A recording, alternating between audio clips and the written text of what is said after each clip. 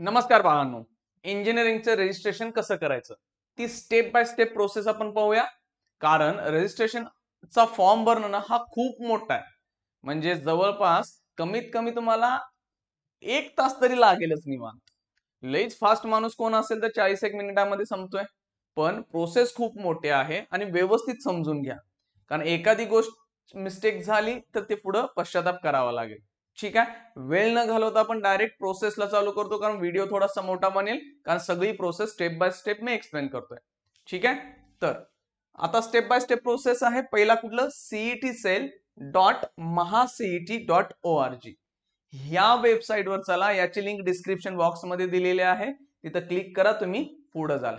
तुम्हाला कॉलेजच्या cut off, ब्रँचेसच्या cut off, महाराष्ट्रातले फार्मसीचे असतील, इंजिनिअरिंगचे असतील, त्याचे सगळे कट ऑफ मोबाईल ऍप मध्ये दिलेत, फ्री ऑफ कॉस्ट आहेत. आणि मोबाईल ऍपची लिंक डिस्क्रिप्शन बॉक्स मध्ये. आणि अपडेट तर आपण टेलिग्राम चॅनल आणि व्हॉट्सअप चॅनलवर देतच राहतो, त्याच्या पण लिंक आहेत.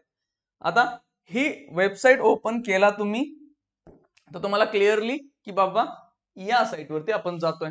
मग ही गव्हर्नमेंट ऑफ महाराष्ट्र सीईटी सेलची आहे वेबसाईट. इथं पोहोचला. इथं पोहोचल्यानंतर इथे तुम्हाला admission portal for academic year 2025-2026 साठी दिसेल. 25-26 साठी ऍडमिशन पोर्टल, ह्याच्यावरती क्लिक केला तुम्ही. क्लिक केल्यानंतर असे एक पेज ओपन होत आहे. त्या पेजवरती मग सगळं आहे. सगळ्या सीईटी वरून जे काय ऍडमिशन्स होणार आहेत, मग ते इंजिनिअरिंग असतील किंवा ग्रॅज्युएशन, MBA असतील, MTech, जे काय आहे महाराष्ट्रात ऍडमिशन प्रोसेस, ते सगळी इथं असतील. तुम्ही हा स्क्रोल थोडस खाली गेला, हे ओपन केलं, खाली गेल्यानंतर तुम्हाला खालच्या पेजवरती असं एक दिसेल आणि तिथं आपलं ऍडमिशन आहे. म्हणजे आता इंजिनिअरिंगचं सुरू झालंय बघा इथं, BTech. आता तुम्ही म्हणा सर फार्मसीचं कधी आहे? इथं बघा बी फार्मा किंवा फार्मा डी. बाळांनो त्याला वेळ लागतोय का? नेहमी इंजिनिअरिंगच्या ऍडमिशन्स नंतरच फार्माचे ऍडमिशन सुरू होतात. कारण आहे इंजिनिअरिंगची मुलं फार्मसीला ऍडमिशन घेणार असतात आणि ते एक विद्यार्थी इंजिनिअरिंगला पण घेतोय, फार्मसीला पण घेतोय, दोन्हीकडे तर काय शिकू शकणार नाहीये. मग तिथं फार्मसीच्या मुलांचं नुकसान होतंय. त्यामुळे थोडेसे फार्मसीचे ऍडमिशन प्रोसेस लेट होणं हे फायद्याचं असतंय. पण विद्यार्थ्यांना असं वाटतं की आमचं लेट होईल, काही नाहीये. जर का प्रोसेस सायमल्टेनियस सुरू झाली तर काय होईल, इंजिनिअरिंगच्या मुलांनी फार्मसीला ऍडमिशन घेऊन ठेवलं, मग काय करणार, फार्मसीचा सीट कमी होतील. आणि त्याला मार्क्स पण काय असं नाहीये ना की PCB ची सीईटी दिली पाहिजे, PCMच्या सीईटीवर पण ऍडमिशन्स मिळतात. त्यामुळं फार्मसीच्या स्टुडंट्सना लेट सुरू होणं कधीही फायद्याचं असतंय. ठीक आहे, मग ह्याच्यावरती क्लिक केला तुम्ही, लगेच पुढचं पेज ओपन होत आहे. हे पेज क्लिअर. मग हे पेज झालं तर ऑलरेडी तुम्ही हे सीईटी रजिस्ट्रेशन केलंय. आपल्याला जायचं आहे सेंट्रलाइज्ड ऍडमिशन प्रोसेस म्हणजे कॅपला. ह्याच्यावरती क्लिक केला, रजिस्टर नाव, म्हणजे आपण आता रजिस्ट्रेशन करतोय, तर पुढचं पेज ओपन होईल हे. ठीक आहे, याच्यामध्ये आता सध्या 2 ऍडमिशन सुरू झालेत. पहिलं बॅचलर ऑफ इंजिनिअरिंग UGचं आहे, म्हणजे अंडर ग्रॅज्युएट, आणि हे PG आहे तुमचं पोस्ट ग्रॅज्युएट. इथं तर आपण काय जाणार नाहीये. आपण इथं ह्याच्यावरती क्लिक केलं, रजिस्टर नाव वरती, पुढचं पेज ओपन होते बाळांनो. हे पेज आलं. ठीक आहे, या पेज मध्ये तर तुम्हाला पहिलाच विचारलं जाईल की तुम्ही MSc CET 2025 दिले, कुठली? PCM दिले का? तुम्ही यस म्हणणार. मग नो म्हणलं तर बाळांनो तुम्ही दिले का? ते JEE वाले सगळे आउट ऑफ स्टेटचे विद्यार्थी वगैरे असतात, त्यांच्यासाठी ते ऑप्शन असेल आपला एस. ठीक आहे, त्याच्यानंतर तुम्ही ऍप्लिकेशन नंबर, रोल नंबर. आता रोल नंबर तुमच्याकडे कशावरती आहे? सीईटीचा रिझल्ट घ्या, दोन्ही गोष्टी तुम्हाला मिळतील. Date of birth, date of birth हे तिन्ही टाकला. इथं क्लिक करा, चेक PCM CET डिटेल्स, म्हणजे ऑलरेडी त्यांच्याकडे डिटेल्स आहेत रिझल्ट लागल्यामुळं. इथं आणखीन एक गोष्ट विचारली, PCB ची दिली का? कारण का काही विद्यार्थी काय असतात, बीटेक इन ऍग्रिकल्चर, बायोटेक्नॉलॉजी किंवा ह्या बायोलॉजीच्या विद्यार्थ्यांना जे काही इंजिनिअरिंगचे कोर्सेस ना, त्यांच्यासाठी ते म्हणतात की बाबा आम्हाला पण पाहिजे, आम्ही पण घेणार. मग किंवा काही विद्यार्थी काय करतात, दोन्ही सीईटी दिलेले असतात, पण नॉर्मली बाबा PCM चे विद्यार्थी असतात. आता हा आपण ज्याचा फॉर्म भरलाय बाबा त्यांनी दिली नव्हती, नो केलं. ओके, चेक डिटेल्स सगळं आलं. पुढे केल्यानंतर ऑटोमॅटिक सगळ्या डिटेल्स आल्या. हे काय ऑलरेडी आपण भरलेलं. खाली त्या मुलगीचं नाव सृष्टी आहे, मग पूर्ण नाव येईल आणि ते सगळे PCM चे तुमचे रिझल्ट. मग इथं तुमचेच आहेत का जर असं चेक करून घ्या व्यवस्थित. हे असतंच नॉर्मली, काय नाहीये. पुढं क्लिक केला, हे रिझल्ट, आणि परत तुम्ही PCB आपण ऑलरेडी नाही म्हणलेलं. मग सगळ्या डिटेल्स पाहिल्या आणि सेव्ह आणि प्रोसीड ह्याच्यावरती आपण क्लिक करणार. ओके, क्लिक केल्यानंतर पुढचं पेज ओपन होईल. ते पेज आहे आपल्याकडं सगळ्या डिटेल्स. म्हणजे तुमच्या ज्या बेसिक म्हणजे वैयक्तिक जे आहेत सगळं नावांपासून जन्मतारीख ह्या सगळ्या डिटेल्स तिथं ऑटोमॅटिक येतात. जो तुम्ही सीईटीचा फॉर्म भरते वेळी दिलेला असतात ना, पूर्ण नाव आलं, वडिलांचं नाव, आईचं नाव, जेंडर, थोडंसं काही मुलांचं सीईटीचा फॉर्म भरताना चुकलेलं असतं, मग थोडंसं ते करेक्ट करून वगैरे त्यांनी आणि परत इथं कन्फर्म केलं. कन्फर्म का? फिमेलसाठी 30% आरक्षण आहे महाराष्ट्रामध्ये. ओके. डेट ऑफ बर्थ ती पुन्हा कन्फर्म केली. बाबा तुमचा धर्म कोणता आहे, काही मायनॉरिटीजच्या पण सीट असतात त्यांच्यासाठी लागेल. कुठं रुरल, विलेजेस काय जे काय असेल, टाउन, सिटी तुम्ही असेल, इन्कम, ते इन्कम प्रूफवर जे काय होतं तेच इथं तुम्ही टाकलेलं आहे. मातृभाषा नॉर्मली बऱ्यापैकी विद्यार्थ्यांची मराठी आहे आणि नॅशनॅलिटी तर ऑब्व्हियसली इंडियन असेल. ठीक आहे. त्याच्यानंतर तुम्ही जो काय ऍड्रेस टाकला होता तो ऍड्रेस सगळा आला, तुमचा तालुका, पिनकोड, हे सगळं थोडंसं चेक करून घ्या. तुम्हाला का म्हणणार, कशासाठी काय, म्हणजे असं खूप नाही पण ऑलरेडी भरलेला डेटा तुम्हाला येत आहे. महत्वाची गोष्ट आहे की तुम्हाला फॉर्म भरते वेळी इथं मोबाईल नंबर आणि ईमेल आयडी हे तुमचं ऑलरेडी तुम्ही दिलेलं असेल किंवा तर तिथं पिनकोड तुमचा, सॉरी, पिन येणार आहे, ओटीपी येणार. ठीक आहे. आणि तो ओटीपी आपण टाकायचा असतो. ठीक आहे. कारण तुम्हाला मेसेज येणार रजिस्ट्रेशनच्या वगैरे. तर ह्या दोन गोष्टी आणि देन आपण इथे कॅप्चा दिला. कॅप्चा दिल्यानंतर आपण प्रोसेस पुढे इथं दिलंय बघा, one time password will be send to the mobile number given below for activation of your log in. कारण काय होतंय, काही ठिकाणी ना सॅम्पल बघू म्हणून विद्यार्थी काय करतात, आपल्या मित्राचं वगैरे लॉग इन काय पण टाकतात. त्याचा काय रिझल्ट वगैरे त्यांना माहित असतो, टाकतात. डेट ऑफ बर्थ काय लॉजिकल आहे, बऱ्याच जणांना पाठ असते, टाकतात आणि त्याचं काहीतरी पहिला भरायला बघतात. बऱ्याच ठिकाणी असं होतं. तसं होऊ नये. मग तुम्ही म्हणणार सर, मग तसं झालं तर ते मोबाईल नंबर वगैरे ऑलरेडी हा डेटा सीईटी सेलकडे आहे, तुम्ही जो फॉर्म भरलेला, त्यामध्ये तिथं सगळं डेटा फिक्स आहे. ओटीपी वगैरे येतोय. पुढे जाऊन काय केलं जाईल की बाबा इथं कॅप्चा टाकला, सेव्ह आणि प्रोसीड. ठीक आहे. हे पुढं केला, देन लगेच पुढचं पेज ओपन होईल की बाबांनो तुमचं रजिस्ट्रेशन सक्सेसफुल झालं. म्हणजे एक बेसिक डिटेल्स तुम्ही भरून घेतल्या आणि तुम्हाला एक ऍप्लिकेशन आयडी नवीन जनरेट होईल. इंजिनिअरिंगचा EN पडतो तिथं. बाबा इंजिनिअरिंगच्या मुलांना EN असेल, फार्मसीना PH वगैरे सुरू होतं. पण आता बाबा EN सुरू झालाय. हा नंबर तुम्हाला मेसेज येईल मोबाईल वरती, जो काय नंबर दिला होता त्याच्यावरती मेसेज येणार, तो सेव्ह करून ठेवा. हे पण ऍप्लिकेशन आयडी इथून पुढच्या सगळ्या प्रोसेससाठी तुम्हाला आता लागणार. हे झालं बेसिक, एक तुम्ही डिटेल्स घेतल्या आणि प्रोसीड टू कम्प्लीट ऍप्लिकेशन. हे बेसिक डिटेल्स दिल्यामुळे एक ऍप्लिकेशन आयडी तुमचा तयार झालाय. आता पूर्ण ऍप्लिकेशन आपण भरून घ्यायचं. ओके. ऍप्लिकेशन भरून घेण्यासाठी आपण काय करणार, आता इथं पहिला विचारते की बाबा स्क्रुटनी काय करायचं. आता मी सांगितलेलं डॉक्युमेंट व्हेरिफिकेशनसाठी मग ऑनलाईन किंवा ऑफलाईन हे दोन विचारतात. आता आम्ही इथं काय केलं की आम्ही ऑनलाईन नाही बाबा, ऑफलाईन, टेन्शन नको आहे आम्हाला. कॉलेजमध्ये जातो, डॉक्युमेंट्स दाखवतो, बरोबर असतील ठीक आहे, सबमिट. ऑनलाईनला 2 दिवसांनी येईल, 4 दिवसांनी येईल, हे काय नाही आहे. पण आता काय आहे, 2 दिवस आता रजिस्ट्रेशन आहे, 30 तारखेपासून स्क्रुटनी आहे. मग आम्ही ऑफलाईन दिलंय, पण आता ऑफलाईनला काय आम्ही डिस्ट्रिक्ट टाकली कोल्हापूर, अजून हे येत नाही कारण हा ऍक्टिव्ह नाही झालेला अजून. ठीक आहे. तुम्ही ऑनलाईन देणार असाल तर ऑनलाईन द्या. आम्ही ऑफलाईन साठी दिले म्हणजे हे ऍक्टिव्ह नाहीये. तुम्ही जर 30 तारखेला जर रजिस्ट्रेशन करायला गेला तर तुम्हाला तिथे हे सगळं परत दिसेल. मग तुम्ही ऑफलाईन जाणार असाल ऑफलाईन चला, ऑनलाईन जाणार असेल तर आता लगेच पण करू शकता. मग हे झालं, पुढं आला. आता हे रजिस्ट्रेशन पुढचा पूर्ण रजिस्ट्रेशनचा फॉर्मॅट. आता इथे कॅन्डिडेट टाईप ABCD वगैरे आहेत. हे थोडेसे नियम तुम्ही वाचून घ्या. पण मी सांगतोय रजिस्ट्रेशन स्वतः करण्यापेक्षा कॉलेजांमध्ये गेला तरी चालेल. रजिस्ट्रेशन करणार असेल तर हे डिटेल मी देतोय.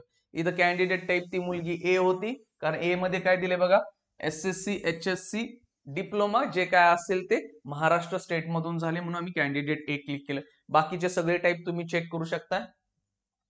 पुढे जाऊन तेच टाईप, मग कोणी जम्मू काश्मीर असतं वगैरे, पण इथं काय नव्हतं. पहिला A केल्यानंतर सेव्ह आणि प्रोसीडला केला. देन सेव्ह प्रोसीड करून पुढे गेल्यानंतर हे ओपन होतंय काय, आता इथे लक्ष द्या की बाबा इथं डोमेसिल आमच्याकडे काय आहे, type of document required for operating type domicile आहे. कॅन्डिडेट 10वी कुठून झालाय, कोल्हापूर. 12वी कुठून झालाय, कोल्हापूर. म्हणजे बाबा रिजन जो काय आहे. आता हे कशासाठी सांगतो तुम्हाला, तालुका जो काय आहे तुम्ही टाकला, तुमची होम युनिव्हर्सिटी डिसाईड व्हायला पाहिजे ना. कारण होम युनिव्हर्सिटीचा आणि अदर दॅन होम युनिव्हर्सिटी आहे ना, हा कोटा वेगवेगळा आहे ऍडमिशनचा. मग त्याच्यासाठी डिसाईड करण्यासाठी बाबा पॅरामीटर लागतात. मग तुम्ही कुठून झालाय बाबा, 12वीला कुठं बसला होता, ते सगळं दिलं. आणि मग ह्या सगळ्या डेटावरून होम युनिव्हर्सिटी ते शिवाजी युनिव्हर्सिटी.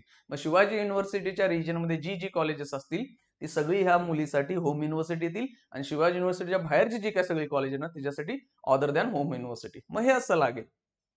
ठीक आहे. मग पुढे त्याच्या खालीच कॅटेगरी ओपन आहे, इन्कम कमी आहे, त्यामुळं काय apply for EWS economically weaker section, obviously EWS ला अप्लाय केलंय. कास्ट नेम हिंदू लिंगायत आहे. आणि then select EWS certificate status available आहे. ज्या ज्या मुलांच्याकडे अवेलेबल नसेल त्यांनी बाबा रिसिप्ट वगैरे जोडणार असेल तर ते रिसिप्ट जोडायचे. पण एवढं लक्षात ठेवा, जे जे डॉक्युमेंट्स नाहीत त्याची रिसिप्ट लावताय, लास्ट राऊंड संपायच्या अगोदर त्याचे ओरिजिनल डॉक्युमेंट्स पाहिजेत. काही मुलांच्याकडे नॉन क्रिमिलियर नाही आहेत, काही जणांच्याकडे व्हॅलिडिटी नाहीये, काही जणांच्याकडे ईडब्ल्यूएस नाही, काढलंय पण त्यांनी सेंट्रलचं काढलंय चुकून. मग अशा विद्यार्थ्यांना इथं फक्त ऑप्शन दिलेला असतो की अवेलेबल असेल तर तुम्ही हा म्हणा, नसेल तर तुम्हाला रिसिप्ट जोडायची आहे. आणि रिसिप्ट जर जोडला, पुन्हा सांगतोय, फोर्थ राऊंड संपायच्या अगोदर तुम्हाला तुमचे डॉक्युमेंट जमा करायचे आहेत, नाहीतर जे काय ऍडमिशन मिळेल. आता ऍडमिशन आता ही मुलगी कशावरून घेणार आहे, ईडब्ल्यूएस मधून घेणार आहे. आता ह्या समजा मुलगीकडे नव्हतं, हिनं काय लावलं, पावती लावली म्हणजे टोकन लावलं आणि तिला ऍडमिशन ईडब्ल्यूएस मधनं मिळालं आणि नंतर ती जमा करू नाही शकली ईडब्ल्यूएस लास्ट राऊंड पर्यंत. मग तिचं ईडब्ल्यूएस मधनं मिळालेलं ऍडमिशन कॅन्सल होणार, सीट गेली आणि परत ती इन्स्टिट्यूशनल राऊंडला तिला जावं लागणार. ठीक आहे, त्यामुळे हे खूप मोठं नुकसान असतं, पहिला सांगतोय मी तुम्हाला. त्यामुळे जे असेल ते विचार करून भरा. हे सगळं भरलं, सेव्ह आणि प्रोसीडला आम्ही गेलो पुढे. ओके, देन ते केल्यानंतर की बाबा इथं काय पर्सन विथ डिसॅबिलिटी, जर तुमच्याकडे फिजिकली हँडिकॅप असाल तर त्याचे सर्टिफिकेट्स पाहिजेत, ते असतील तर टाका, नसेल तर नाही आहे. इथं डिफेन्स मध्ये असतील तर डिफेन्सचे तुमच्याकडे डॉक्युमेंट्स पाहिजेत, डिफेन्स कोटा जो रिझर्वेशन आहे त्याच्यासाठी. फॅमिली इन्कम तो ऑब्विसली होती. प्रत्येक विद्यार्थ्यानं एक गोष्ट आता विसरायची नाही, ती म्हणजे तुम्ही TFWS ला अप्लाय करणार का नाही. सगळ्यांनी येस करून टाका. काही चुकीच्या गोष्टी अशा सांगितल्यात की TFWS ला अप्लाय केलं तर मेरिट जास्त लागते. मेरिट जास्ती कुणाची लागते, TFWS सीट ज्या 3 सीट आहेत, म्हणजे 5% जो कोटा आहे तो. ते सोडलं तर तुम्ही चाललायच नाही. 3 सीट तर का सोडायला, तुम्ही अप्लाय केला नाही TFWS ला, मध्ये गेल्या सीट तुमच्या दावातनं. तुम्हाला असं मेरिट लईच लागते हो कशाला. अहो तुम्हाला फरक काय पडाला अप्लाय करायला, फक्त येस म्हणायचं आहे ना. येस म्हणा, ऑब्विसली तुमच्याकडे डॉक्युमेंट्स ऑलरेडी सगळे आहेत. येस म्हणा, प्रत्येकाने अप्लाय करा. कास्ट मध्ये असाल, ओपन मध्ये असाल, अप्लाय करू शकताय, काही प्रॉब्लेम नाहीये. तुम्ही अप्लाय केलं इथं, ठीक आहे. देन पुढे ह्याच्या खाली आला तर तुम्हाला इथे काय दिसतोय की बाबा ऑर्फनच्या पण, सॉरी हे ईडब्ल्यूएस TFWS होतं, ठीक आहे. आपण म्हटलं ऑर्फन, ऑर्फन असाल तर ऑर्फनचं सर्टिफिकेट असतं, ते तिथं तुम्ही लावा, नसाल तर बाबा नो. मायनॉरिटी कॅन्डिडेट असाल, आता मायनॉरिटी खूप आहेत, लिंगायत आहेत, जैन मायनॉरिटी आहेत, ख्रिश्चन मायनॉरिटी आहेत. ते मायनॉरिटीचे तुमच्याकडे सर्टिफिकेट पाहिजे, जर असेल तर अप्लाय करा, कारण मायनॉरिटीची जी कॉलेजेस आहेत तिथं त्यांना रिझर्वेशन असतं. ठीक आहे, मग हे सगळं आपण भरलं, सेव्ह अँड प्रोसीड केलं. पुढे आपण जाईल. पुढे आता इथं सगळा डेटा येईल.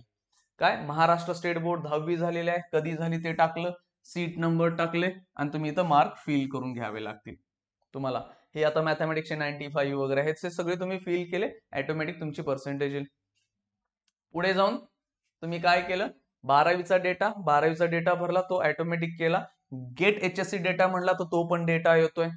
तुम्ही पास आहे, फेल आहे, जे काय ह्या वर्षी थोड्याशा गोष्टीमध्ये बदललेल्या असतील. ऑटोमॅटिक तुम्हाला तिथं पास आहे, फेल आहे ना, इथं केला तर तुम्हाला येतं इथं पास होता की फेल होता. इथं क्लिक करायला दिलाय, फक्त गेट HSC डेटा घ्या, ऑटोमॅटिक सगळं तिथं मिळतंय. देन इथं बाबा पास आहे, फेल असेल किंवा कंपार्टमेंट असेल, बाबा तुम्हाला CBSE वगैरे दिला असेल ते तुम्हाला टाकावं लागेल. आणि देन HSC चा डेटा इथं ऑटोमॅटिक मिळाला, कारण इथं ऑलरेडी त्यांच्याकडे सेव्ह आहे. तो गेला, सेव्ह अँड प्रोसीड केलं, पुढं जाईल. ते झालं की बाबा तुम्ही JEE दिले का, यस दिला असाल तर यस, नसेल तर नाही. JEE दिला असाल तर तुम्ही एक्झाम नंबर टाकला आणि कॅन्डिडेटचा डेट ऑफ बर्थ टाकला. हाही डेटा त्यांच्याकडे सेव्ह आहे. आता काही मुलं म्हणतात सर JEE चे खूप मार्क्स कमी आल्यात. मी सांगतो की JEE चा जो कोटा आहे किती, 15%, म्हणजे जर 60 मुलांची सीट असेल तिथं ना, डिव्हिजन असेल तर 9 सीट्स आहेत JEE साठी. आणि काही करा, ह्या फक्त JEE च्या विद्यार्थ्यांनाच मिळतात. इथं CETच्या मुलांना ऍडमिशन दिलं जात नाही. समजा जर का JEE सीट भरल्या नाही तर तिथं CETच्या मुलांना घेतलं जातंय. पण इथं JEE चे 0.1% जरी असले ना पर्सेंटाईल त्याचे, तरी ते CETच्या 100 पेक्षा जास्त आहेत. कारण त्याचं का, ह्या फक्त सीट आहेत JEE साठी, कुठल्याही पद्धतीनं ते CET वाल्यांना दिल्या जाणार नाहीत. मग किती पण असू देत, तुम्ही इथं यसच करा. हा आता एक्झाम दिली नसेल तर ती वेगळी गोष्ट आहे, पण एक्झाम बऱ्यापैकी मुलांनी दिलेल्या असतात. यस करा, डेटा टाका, गेट JEE स्कोर डेटा आला तर सगळा डेटा ऑटोमॅटिक येतोय तुमचा. ठीक आहे, त्यामुळं असं करू नका की मी फक्त CET मार्क्स आहेत मी तिथं अप्लाय करतो, JEE ला मार्क्स नाहीत करत नाही. सगळ्यांनी JEE ला अप्लाय करायचंय, काही झालं तरी. ओके, देन नीट दिला असाल तर येस करा, नसेल तर नो. कारण काही विद्यार्थी दोन्ही देतात, जसं सीईटी पीसीएम ची देतात, पीसीबी ची देतात, जेडब्ल्यू नीट पण दिलेली असते. असेल तर टाकून घ्या. देन पुढं तुमचा फोटो आणि सिग्नेचर अपलोड करायचे आहे. ठीक आहे, ते काय बेसिक सगळेच करून घेतात. आणि मग येतो मेन तुमचा डाव. काय इथं चेक करा, candidate nationality certificate, domicile certificate. आता बऱ्यापैकी महाराष्ट्रामध्ये काय असतं, नॅशनॅलिटी, डोमेसाईल आणि एज सर्टिफिकेट हे एकच मिळतं. तिन्ही टायटल वर असतात बघा, ते असतात तिथं अपलोड करा. देन इन्कम प्रूफ तुमचं 8 लाखांच्या खाली, मुलींचं शिक्षण तर फ्रीचं आहे. इलिजिबिलिटी सर्टिफिकेट म्हणजे ईडब्ल्यूएस सर्टिफिकेट असेल तर ठीक, नसेल तर तुमच्याकडे रिसिप्ट असेल तर ती टाकावी लागेल. म्हणजे 10वीचं सर्टिफिकेट किंवा रिझल्ट जे काय असेल तुमच्याकडं, 12वीचं तुमच्याकडे रिझल्ट असणार, सर्टिफिकेट तर नाही आहे. देन तुमच्याकडं स्कोर कार्ड म्हणजे एनटीए, जेडब्ल्यूचं आणि सीईटीचं, हे सगळे डॉक्युमेंट्स तुम्हाला काय करायचे आहेत, अपलोड करायचे आहेत. अपलोड केल्यानंतर काही करून बाळांनो थोडस व्ह्यू बघा. इथं अपलोड झाल्यानंतर ते चेक करा. मुलं काय, आता हे खूप डॉक्युमेंट्स आहेत ना, तुमच्याकडे 8 एक डॉक्युमेंट सबमिट करायचं, वर खाली होतात, माहित नसतं की कितव्या नंबरचं काय आहे. सो अपलोड केल्यानंतर एकदा बघायचं की बाबा तेच आहे का. ठीक आहे, नसेल तर इथं तुमच्याकडे मग परत तुम्ही तिथनं डिलीट करून वगैरे परत रिअपलोड करू शकताय. मग अपलोड केल्यानंतर बाळांनो तुम्हाला हे असं दिसेल. इथं ह्या थोड्याशा व्यवस्थित पाहून घ्या. ह्या मुलांना प्रॉब्लेम आहे. मग इथं कुठं ईडब्ल्यूएस ज्यांचं असेल, कास्ट, व्हॅलिडिटी आणि मी सांगितल्याबद्दल, तर तिथं ती रिसिप्ट लागेल. जे डॉक्युमेंट्स नाही आहे त्याची रिसिप्ट लावावी लागेल, पावती किंवा टोकन जे म्हणतोय. आणि तुम्हाला नेक्स्ट सगळे प्रोसेस संपेपर्यंत किंवा मध्येच आलं दुसऱ्या राऊंडला, तिसऱ्या राऊंडला, तर तुम्ही एफसी सेंटरला जाऊन तिथं बाबा अपडेट करून घ्यायचं की माझे डॉक्युमेंट्स आलेले आहेत. ओके. देन पुढे हे सगळं भरलं तर इथं तुम्ही सीईटीचा फॉर्म भरताना 800 रुपये भरले असतील. ठीक आहे, आता हा मुलगीचा आहे. जर काय असतं, काही विद्यार्थ्यांनी काय केलेलं असतं कास्टमध्ये, आणि कास्टच्या फी कमी असतात, म्हणजे समजा 600 रुपये असेल, तर आता त्या मुलीकडे डॉक्युमेंट्स नाही आहेत, मग ती ओपन मध्ये कन्वर्ट होणार, मग 200 रुपये एक्स्ट्रा इथं ते घेतले जातील. ठीक आहे का, मागच्या वेळी तुम्ही कमी भरलाय, जर 800 रुपये भरलेत ते मुलगीनं, आणि ऑटोमॅटिक आता ती ओपन मध्येच आहे, मग एक्स्ट्रा फी भरायची काय नाही, ऑनलाईन फी पेड नील आले बघा. ठीक आहे, कमी जास्त फी असेल, डॉक्युमेंट्स नसतील तर ते ऍडजस्ट होते. सेव्ह अँड प्रोसीड केलं तर तुमचं पेज येतंय की बाबा हे ऍप्लिकेशन फॉर्म आहे. खाली चला, ऍप्लिकेशन फॉर्म तुम्हाला व्यवस्थित दिसेल, जे काय भरलाय त्याची प्रिंट घ्या. ओके. हा, इथं म्हणा सर एक गोष्ट राहिली ना, कुठलं की ते फिजिकल स्क्रुटनी करायचं. आता फिजिकल स्क्रुटनी करायचं ते अजून सुरू नाही झालं, 30 तारखेला ते 30 तारखेला अपडेट करता येतंय. तुम्ही ऑनलाईन केला तर त्याची पण गरज नाही. ह्याची प्रिंट घेऊन तुम्ही ठेवून घ्या, कारण तुम्हाला ती आता ही शेवटच्या प्रोसेस पर्यंत लागेल. समजतंय, प्रिंट आउट लागेल. आणखीन आता पुढं काय सांगतोय मी, की ही प्रोसेस झाली. सगळ्यात महत्वाचं काय आहे, डॉक्युमेंट्स तुम्ही सबमिट व्यवस्थित करा, कारण त्याची स्क्रुटनीच होणार आहे. ते चेक केले जाणार की बाबा बरोबर व्यवस्थित डॉक्युमेंट्स भरलेत विद्यार्थ्यांनी की नाही आहेत. बाकीचा सगळा डेटा ऑलरेडी त्यांच्याकडे आहे. 12वीच्या बोर्डचा, सीईटीचा, जेडब्ल्यूचा सगळा डेटा त्यांच्याकडे आहे. तुम्हाला खूप काही करायचं नाहीये. जे डॉक्युमेंट्स आहेत तेच अपलोड करायचे आहेत. हा, प्रोसेस थोडीशी मोठी आहे, 30-35 स्टेप्स आहेत, त्रासदायक आहेत, अर्धा तासांपासून 1 तास लागेल एका विद्यार्थ्याला. पण शांत ज्याला माहिती आहे त्यालाच भरा, कारण जर का मिस्टेक झाली तर ती पुढे कॅरी होणार आणि खूप त्रास होणार आहे तुम्हाला.